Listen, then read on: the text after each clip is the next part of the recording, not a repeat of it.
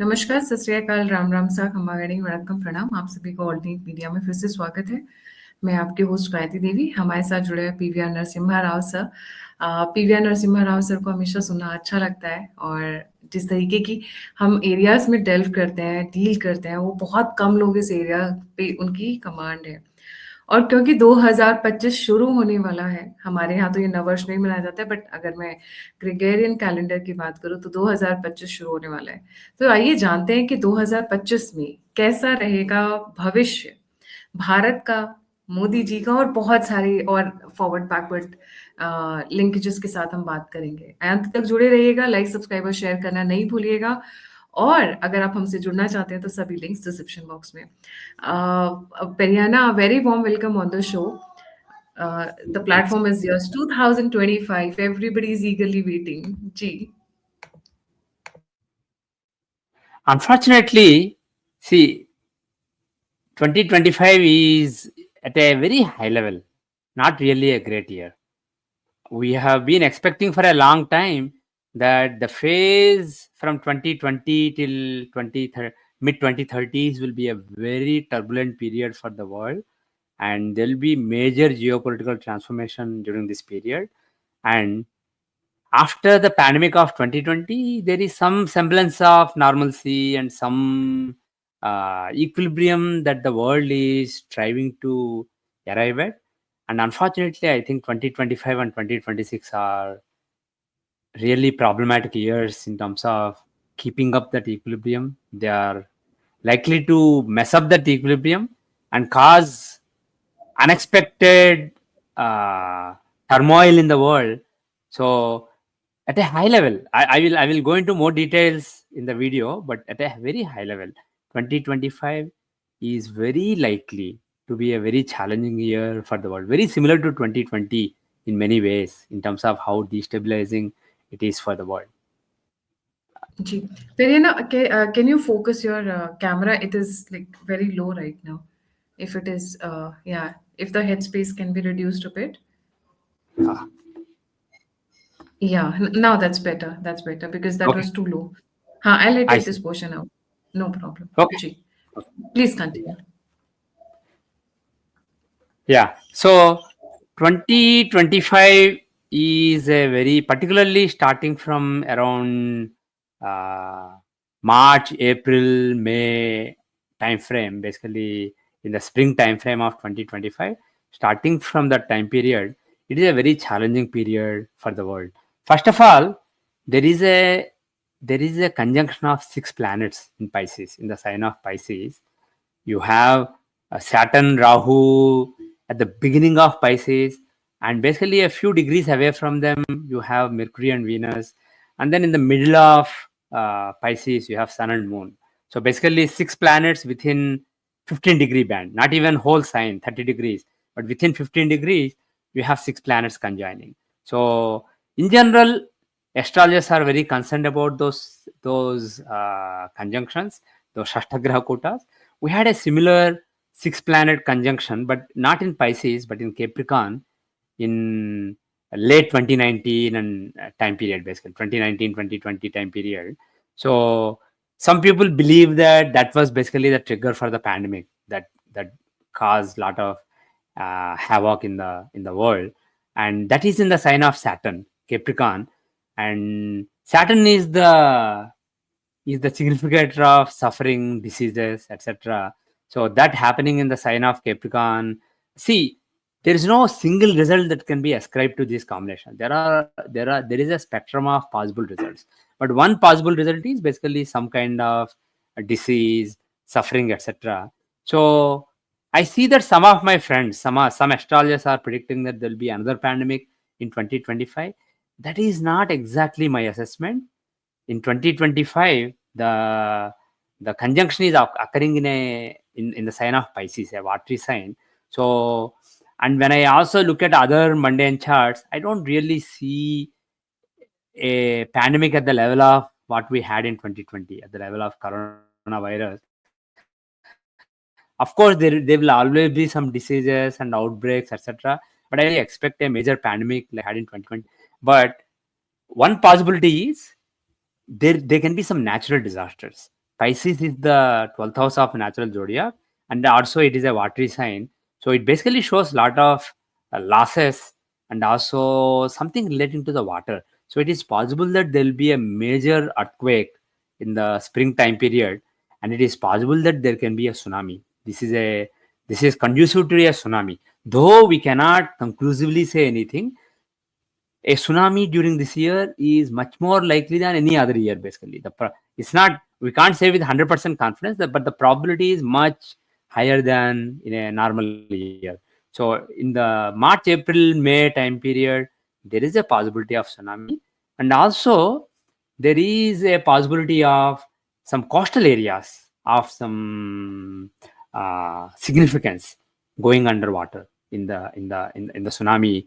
So there is basically some water related major damage and natural disaster that will basically make people take a fresh look at things.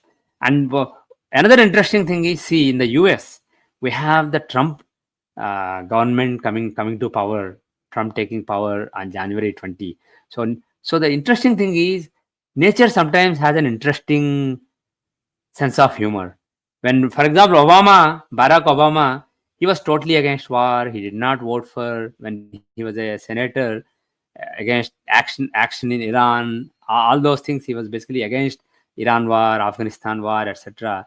But the thing is, once he actually came to power, all this ISIS, all these things came up, and he basically used drones to kill so many people. So many assassinations happened. Basically, he led a major war, even though you may not look at it in terms of the Iran war or Afghanistan war. It's basically spread across a distributed war in the Middle East. So many people lost their lives. So basically, even though he came as a pacifist president, when he got elected, he ended up basically causing a lot of destruction. So sometimes you come with some agenda, and then some unexpected things happen, and then you have to deal with it. Similarly, Trump and the current Republican Party are totally in denial of climate change. They basically believe that there is nothing called climate change and everything is cool. You don't need to do anything about climate change. So it is possible that basically they will have to deal with something different, basically a different reality, something that will establish that climate change is real and it's actually a big problem for the world, and you have to do something about it. So one thing I can say confidently is there will be some major natural disasters during this year. Of course, we have been seeing a lot of natural disasters over the last several years, and we have been seeing events that happen once every 100 years, once every 500 years. That kind of events are happening every other year these days for the last few years. But I expect that this year something so major is going to happen that people will have to basically take a fresh look at things, take a fresh look at climate change. So something relating to water, something that will basically establish the reality of climate change is possible during this year. And in terms of the areas that are likely to be affected, some coastal US, some coastal areas within US are likely to be affected if there is a tsunami or if there is some major water related disaster. It can be in US. Another possibility is Bangladesh. Bangladesh is basically mostly, it is surrounded by sea. It has a lot of coastal areas that are high risk. So also several parts of there are some coastal parts that are basically very low in altitude. So I will not be surprised. And also Bangladesh, I don't have a reliable independence chart of Bangladesh, but just looking at the mundane charts, the lunar and solar new year charts, I I suspect some major natural disasters to affect Bangladesh during this year. So in the March, April, May time period, Bangladesh can also be affected. And also some of the bad karmas that are happening there right now, basically they can feed into the karmic pipeline, basically. So there is a possibility that Bangladesh may be affected by a water related disaster. But overall, some major natural disasters are possible during the year, especially in the first half of the year. And also, Pisces is not just a sign of 12th, the 12th house of What? last natural zodiac. It is also the sign of rishis. It is the sign of moksha.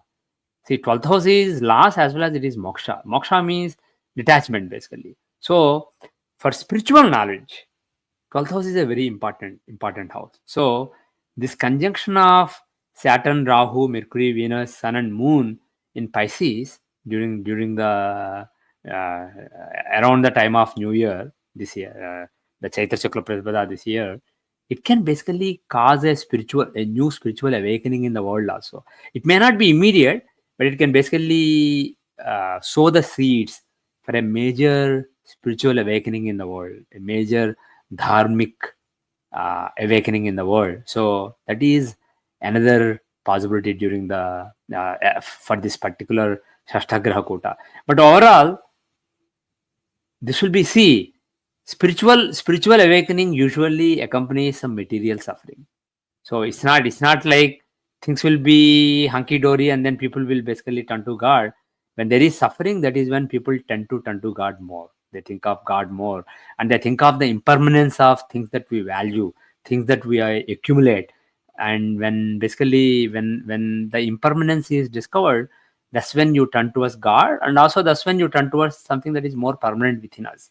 So I, overall I expect that the events of 2025 will lead to an awakening of Dharma, a renaissance of Sanatana Dharma in the world over the coming decade.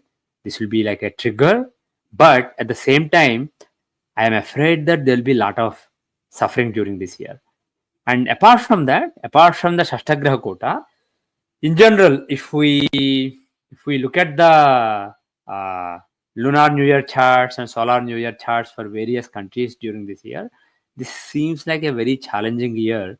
And I always said in the past that 2020 to mid 2030s is a challenging period for the world of major geopolitical transformation, and this kind of mirrors what happened a century back, what happened in 1918, 1919 with the Spanish flu, a major worldwide pandemic, is basically being kind of recreated, though not exactly the same way, but in a somewhat similar way in 2020, 2021 with the coronavirus, with the COVID-19. So that basically was the corresponding event. And then a decade later, in 1929, 1930, there was a Great Depression. There was a major economic disaster in the world, especially US, especially the West. And and then later that resulted after that war, there was a lot of suffering across the Western world, and basically clash of powers for control of resources. When people are suffering, you want to basically have a bogeyman. You want to say that they are responsible for it, and basically you can, this is what you will do to regain your supremacy, to regain your greatness. And that resulted in the rise of Hitler, Mussolini, World War II, etc. That was in late 1930s and 1940s. So over a 20-25 year period, whatever played out a century back, I've been saying for a few years that it's going to play out in the 2020 to 2032 period, basically compressed, because world is more connected now. Whatever happens in one part of the world goes to the other part of the world, and the repercussions are faster now. So basically the cycle is reduced. So something similar to what we saw then is likely to happen this decade. So the equivalent of World War II will happen. What happened in 1940 and 1940s is likely to happen in the 2030 2031 period. And right now, this 2025, we are in the equivalent of 1930, 1929, 1930 period. So there can be for a few years, world economy has been holding up. There have been signs of a major trouble to the world economy. We haven't really gotten the normalcy back. The supply chain, the supply demand balance is basically not completely achieved. And people are basically struggling with inflation. So different parts of the world are struggling with different challenges, and that has been going on since the pandemic basically ended. And I'm afraid that next year may be the year when basically the trouble that economists have been predicting for many years, but has been basically but governments have been able to hold it back. That trouble may actually come to the surface in 2025, especially the second half of 2025. And of course, the disturbances in terms of the natural disasters in the first half of 2025 may feed into that. But basically, the second half of 2025 is pretty challenging. So there is a possibility that there will be some struggles in the world economy, and then it is also possible that some of it may be driven by policies of major governments like US, China, and some of the trade wars that may come in the coming months. They may actually lead to that. But one way or the other, due to a convergence of multiple factors, in the second half of 2025, there is a possibility of world economy really struggling, a recession finally coming. That is a strong possibility for the second half of 2025. So overall, this is a pretty challenging year. So my suggestion is basically do whatever you need to do in the material world, do your job, but basically be detached. Don't be too attached to the results. Don't be disappointed if unexpected bad events happen around you. Basically try to have a calm and stable mind in an unstable world, and try to basically spend more time in spiritual sadhana, so that at least you are grounded to some extent and not as affected by the chaos around you. But one thing I'm very confident of is the chaos and turbulence that seem to be coming under control in the last couple of years is likely to make a big return in the next year. But the good news is this is overall for the world. As far as India is concerned, it's not really that bad. India is relatively better off in the coming year. The major event of next year is Shani is going to move away from Aquarius to Pisces, from Kumbh Rashi to Meen Rashi. So he is currently in the eighth house from India's moon. In India's independence chart, moon is in Cancer. Actually, Cancer has many planets. So Cancer is a very important sign in India's independence chart, more than the rising sign Taurus. And from that natal moon, Saturn is currently in the eighth house. So these 2.5 years that are going to end in March, the last 2 years and the coming few months, are basically a problematic time period for India in terms of Shani. Shani is Ashtama Shani usually gives a lot of unexpected troubles, tensions, anxieties, etc. But the good news is he's going to move away to the ninth house, and he will be temporarily conjoined with Rahu. Saturn and Rahu will be together for a while. But the thing is, ninth house is not that bad. See, it's not a great house. It's not a good house for Saturn or Rahu to be, but at least it is not a terrible house like the eighth house or 12th house, etc. So this is a better placement for Saturn, better gochara, better transit for Saturn from moon, and particularly from Lagna. If you see the Lagna, the rising sign, the ascendant of India is Taurus, and from Taurus, Saturn and Rahu will be in the 11th house of gains, one of the only three houses that are good for Saturn and Rahu. And moreover, when at the time of the new year, the Chaitra Chakra Pratipada, when six planets are together in Pisces, that happens to be the 11th house of gains, material gains for India from Lagna. So it is the ninth house of diplomacy and religion from basically Moon, and the 11th house of gains from Lagna. So overall, it's not actually that bad. So as a matter of fact, compared to the last 2-3 years of challenges, things should be better for India. So see, in the last few years, there were a lot of efforts to destabilize India, destabilize Modi government. And especially in the election year, I was warning that there will be serious efforts to basically weaken Modi and somehow by hook or crook try to get Rahul Gandhi into power. And he will come very close to that, but not succeed. So after that, the external influences, the internet global forces that basically have this deluded notion that Modi is an autocrat and basically he's a fascist, and you need basically democracy in India, and Rahul Gandhi is the only hope for democracy in India.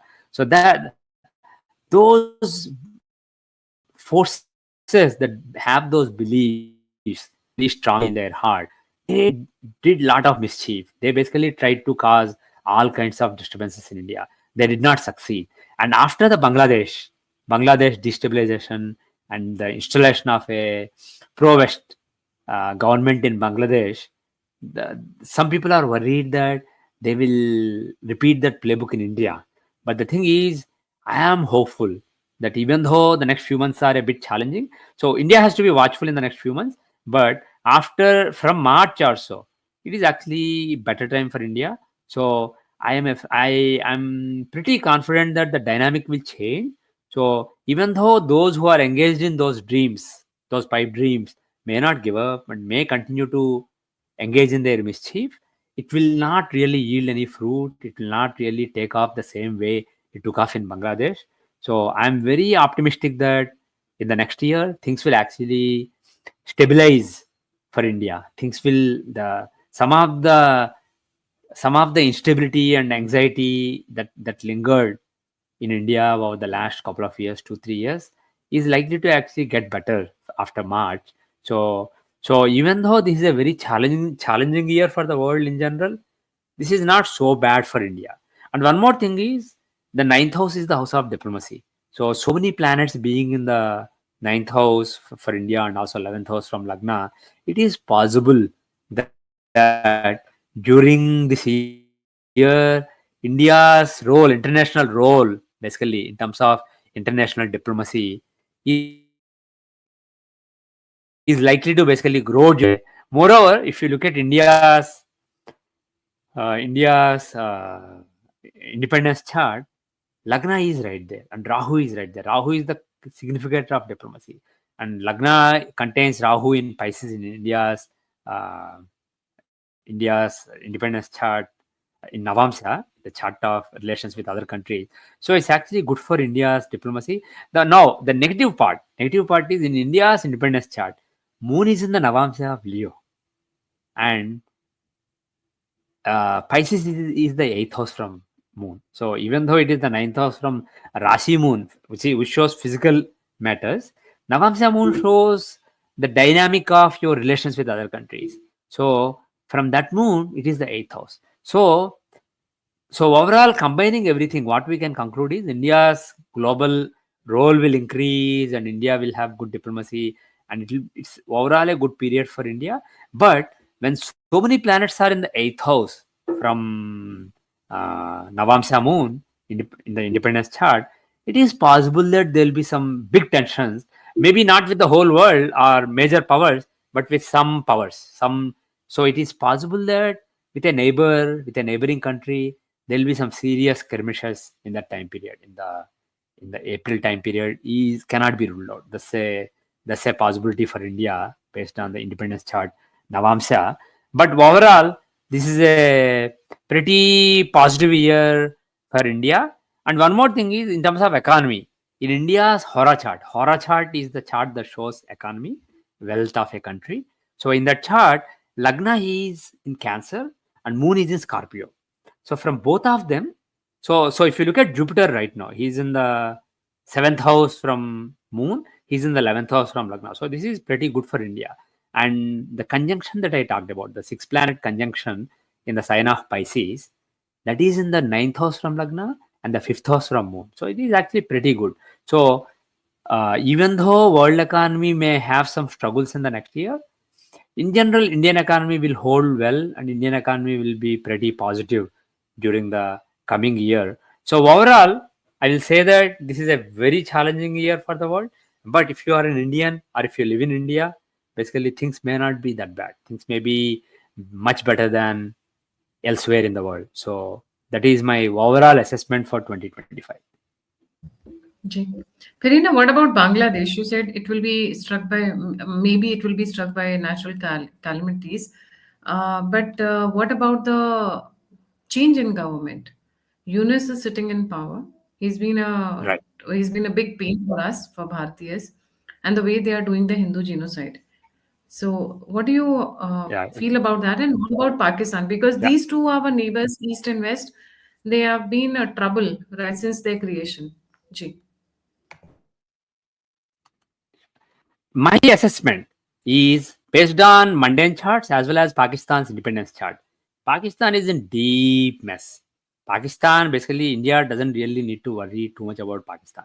Pakistan will, its role will be relegated more and more into the background when it comes to international diplomacy, etc. Nobody will care about Pakistan. People are already not really caring about Pakistan that much. So starting a couple of years back, a really bad phase started for Pakistan, and it's going to get only worse and worse. By towards the end of this decade, Pakistan will be in deep trouble, and they may even split into multiple countries. So there may be secession in Pakistan. So India doesn't really need to worry about Pakistan. Pakistan is basically a falling power. I wouldn't even call, yeah, they're not really even a power, but basically, even if you consider them as a power comparable to India in the past, they no longer are, and they will be much weaker going forward. So Falling Pakistan, entity. they are a falling entity. So Pakistan doesn't really matter, honestly.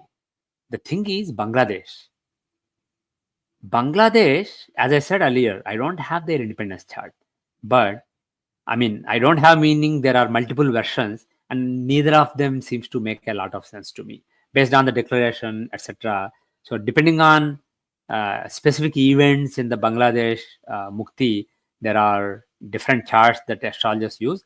None of the charts really add up to me. They don't explain the known parts. So, it will be unwise to rely on them. So, if I just use the lunar and solar New Year charts, it's not really that terrible for Bangladesh. The time is not that terrible for Bangladesh. So my assessment is this: combining various factors that I can see in the charts. My assessment is Bangladesh will play a nice balancing game between, see, US. Muhammad Yunus has the support of US, but the thing is, with the change of guard, now that Kamala Harris did not win and Trump won, he's in deep shit. Basically, he was installed by the Democratic establishment, deep state, and the Democratic establishment in the US government. And now the thing is, he is most likely a deep state asset, US deep state asset. So US may not completely give up on him in the coming years, but at the same time, if Trump has some control, basically this may be one of the things that deep state can relent on, because there are other things that are more important where Trump and deep state can agree on and collaborate. So this is something that they may give up on. So if he, so there is some chance that deep state will still look out for him, but that will be only at some limited levels. But he will need some power to back him. So he will turn more towards China. And if I look at the compatibility between the annual charts of China and Bangladesh, I see the relationship between Bangladesh and China improving in the coming year. So in the current year as well as the coming year, 2023 24 as well as 24 25 as well as 25 26. So Yunus will basically try to align with China, try to get some assistance from them, try to basically give them some important projects and pacify China, and China may help Bangladesh. And India, even though given the genocide that is happening there, it may be unavailable to a lot of supporters of Modi ji. They may make the pragmatic decision of basically maintaining a relationship, supporting Bangladesh, and making sure that they don't go all the way to China. You don't want to lose Bangladesh to China, because if you lose a country, a neighboring country to China, it will take a long time to get them back. We kind of saw that to some extent with Sri Lanka in the past, and probably we are seeing that happening in Nepal also. So as far as India is concerned, counterbalancing China is a bigger priority than other priorities like Hindu genocide, etc. So as basically based on his Rajadharma, Modi ji may decide that will cooperate with Bangladesh just enough so that they are not basically losing Bangladesh completely to China. So they will try to balance, and Bangladesh basically will have both options of basically support from India as well as support from China, and they will play. Muhammad Yunus, he's a smart man. He will basically play his cards well with China and India and try to basically pit them against each other and I try to get the most out of it. And India will make noise about Hindu genocide, etc. And it is possible that in the coming year there will be some relenting of those activities, especially uh, after next spring. But the thing is, that will be secondary as far as Indian government is concerned. The primary concern will be geopolitically not lose Bangladesh completely to China, and Bangladesh doesn't become basically a Chinese So you like don't see the pseudo return of colony. you don't see this return of Sheikh Hasina back to Bangladesh, because what It we is were very expecting is unlikely. Yeah, unlikely. it is unlikely during the next few months. But the thing is, uh, it is possible. See, if I have Bangladesh independence chart, I can be a lot more confident. But just based on the transits of planets and the mundane charts, it is possible that India will play nice with Bangladesh for the next few months, and then basically try to do some military action in the springtime period. That cannot be ruled out.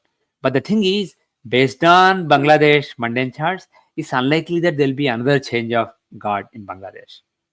We may have to basically deal with Muhammad Yunus to the best of our ability. But one thing I see is, as far as Bangladesh is concerned, they will be able to manage their priorities and basically their constraints well. And even if US basically doesn't really support them actively like they did earlier, I mean the current administration, uh, they will basically try to get the most out of India and China by pitting them against each other, and materially speaking, financially looking at the markets, etc. It's actually not a terrible time for Bangladesh. So Bangladesh economy will actually hold pretty good and actually make progress next year. And some of it may come from Chinese support, some of that may come from Indian support. Right. Verena, we are looking for like almost because lot of wars and things like that can be seen in the astrology. Do we see any kind of military action by India on Bangladesh border and Pakistan border at the same time?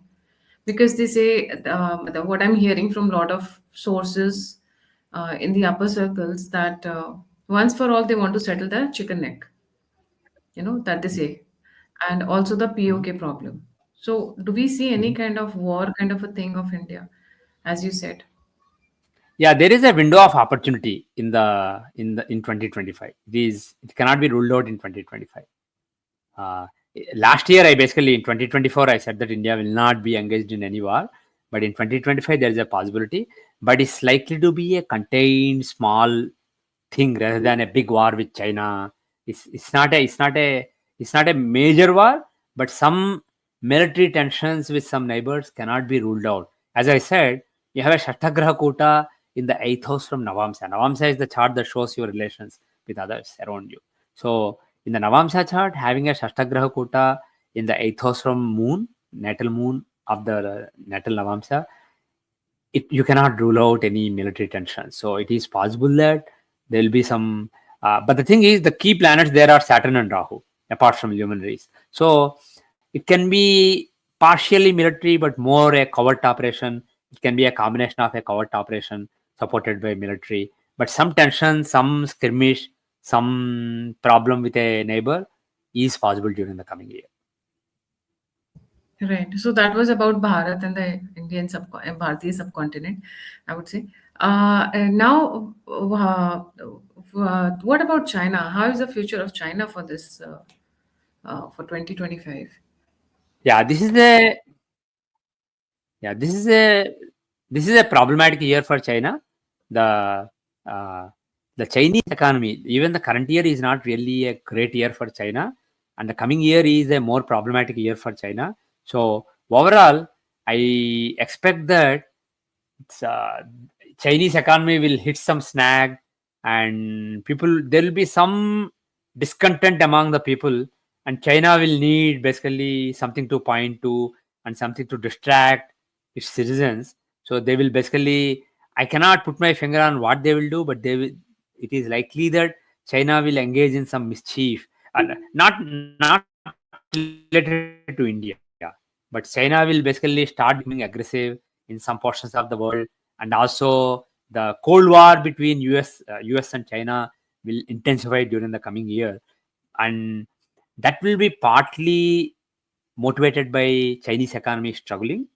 The high speed at which Chinese economy was trying to take off, basically, that kind of proved untenable, and it will prove even more untenable in the coming year. And China will basically that will lead China to be more aggressive, but at the same time that will lead US to be more aggressive. So the Cold War will feed into economic troubles, and economic troubles will feed into Cold War. So it's basically like a vicious circle, and US will also struggle because of it. US will suffer, China will suffer, but the thing is, both the countries will make a determination that is in their interest. It's in their long-term interest to basically intensify this Cold War and try to hurt each other, and both will get hurt in the process. And India, meanwhile, will be relatively better off. Indian economy will be relatively stable, and India may use this opportunity basically to settle some scores in its own neighborhood.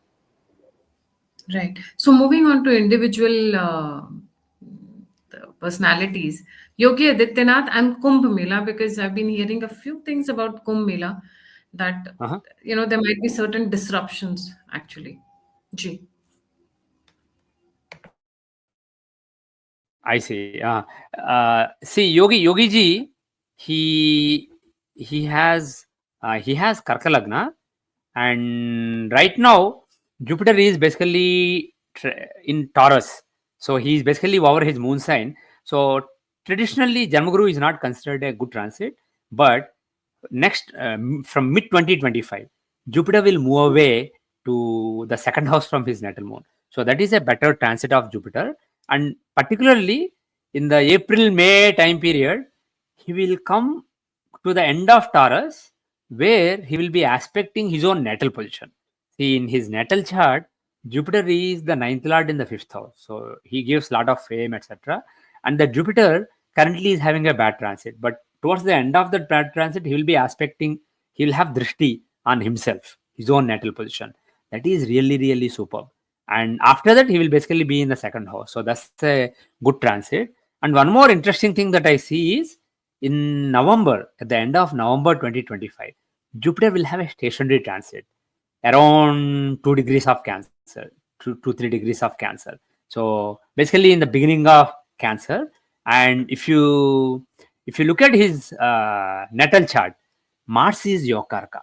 He has Cancer rising. Mars is Yokarka, and he's in the ninth house of fortune, and he's also the fifth lord of power and the 10th lord of career.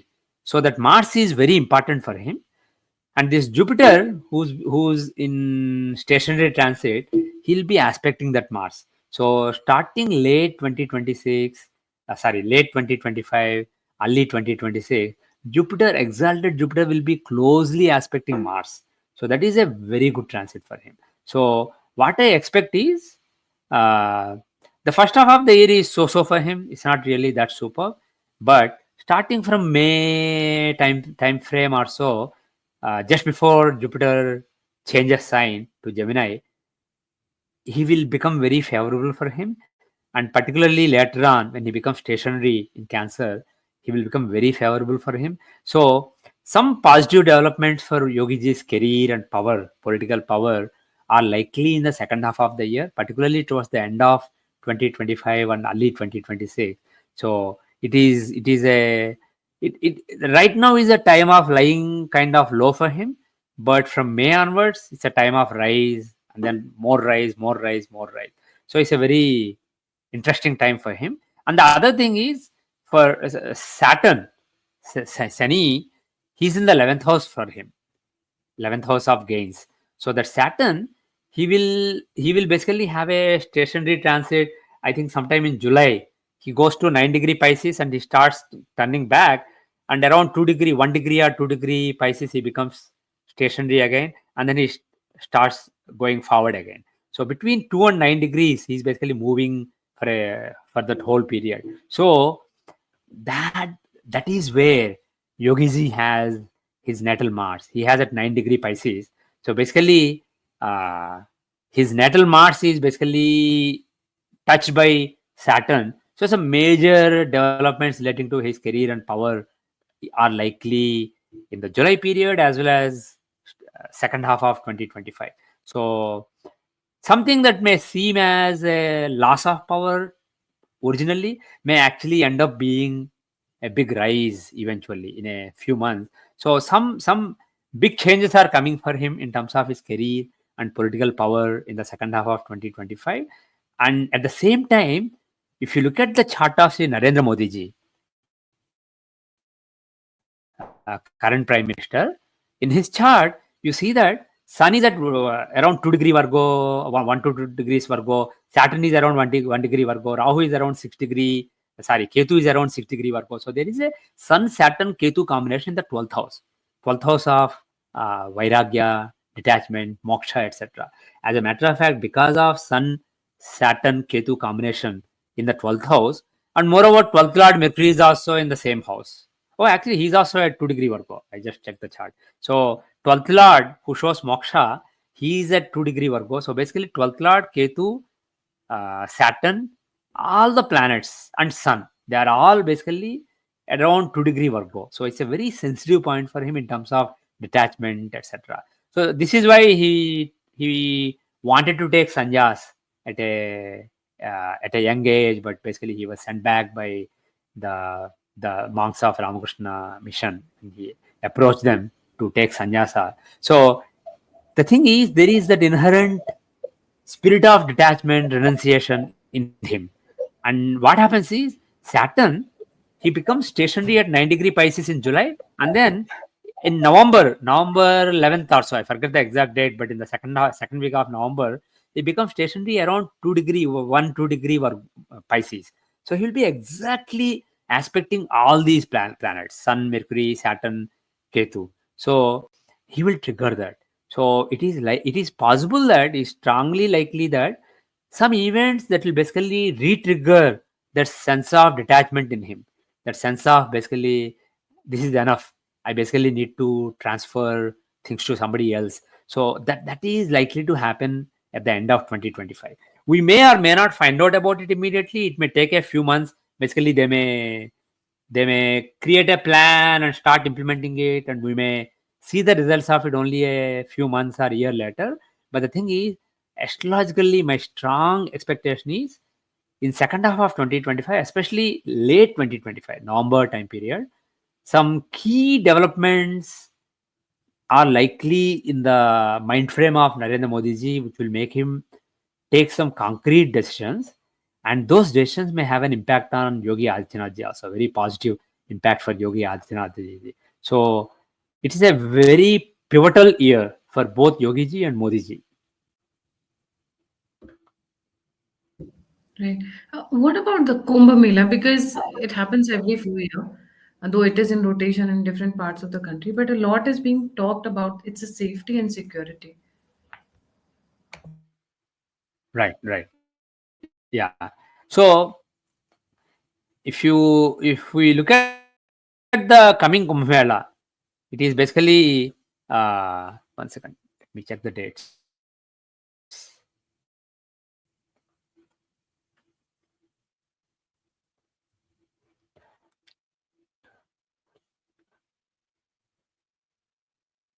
See, there are a lot of reports and lot of fears of basically some people trying to disrupt the Kumbh Mela and terrorist attacks, etc.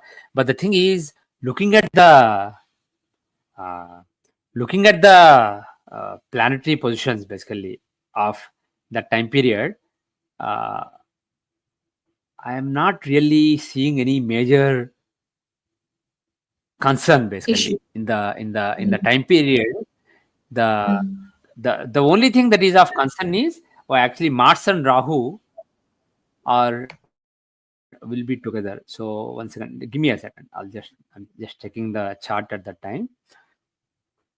No, Saturn, Venus, and Rahu are together. So there is a close conjunction of Saturn and Rahu at the time of the Kumbh Mela.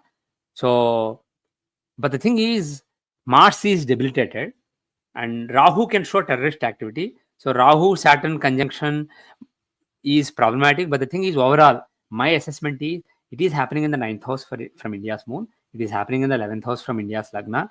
So, and particularly for Yogi ji, who's basically the chief minister of Uttar Pradesh state, uh, I I see that it is happening. This conjunction is happening in the ninth house from Lagna and fifth house from natal moon. So I don't really balancing all the factors. My overall assessment is that it will go pretty smoothly, and all the any efforts basically to destabilize it or cause some problems in the at the Kumbh Mela will be handled and tackled successfully. That is my assessment.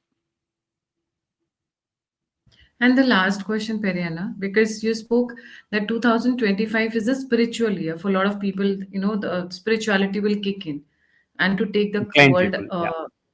yeah, and it will take the world gradually and slowly in the coming years. What about these Abrahamics, the Christians and the Muslims? We see what is happening in the West, especially, the way the German market attack happened and a lot of other things of that nature.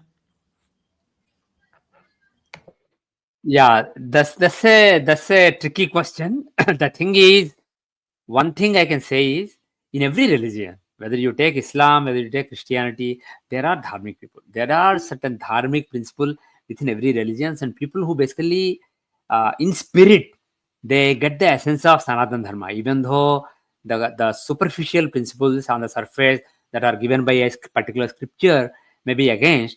The spirit of Sanatan Dharma is inside every person's mind, basically, every person's soul. So there are dharmic people everywhere, but the thing is, there are more troublemakers in certain religions. And one thing I can say is, in every part of the world, some seeds for dharma to basically come up will are likely to be sown during the coming year. So people who are more dharmic, people who basically understand the correct spirit of things, they will basically start to have a bigger voice everywhere. But the thing is, in some religions, the people who are aggressive and who wants to basically spread it with sword, they are dominant right now.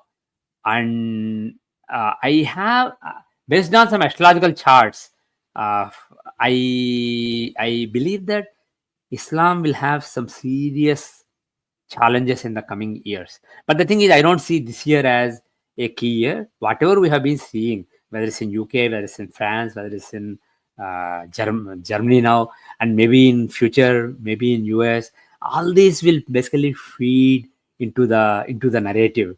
The thing is, to be fair, to be honest, there are always a lot of isolated data points, and it is possible to pick the isolated data points that you want to pick and create the narrative that you want to create. So you can take specific attacks and you can create the narrative that basically Islam is a aggressive religion. It is basically, it is problematic for the world. But the thing is, there are a significant percentage of Muslims in the world who are living in peace wherever they are living.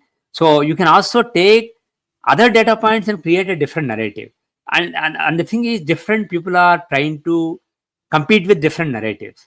And but unfortunately for Islam, what will happen, in my opinion, in the coming years, and this is not a single year thing, this is basically over the next decade.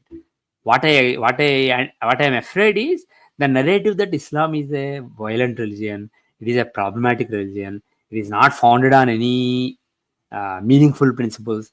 That narrative will become more prevalent in the world. Whether it's correct or not, that's a different matter.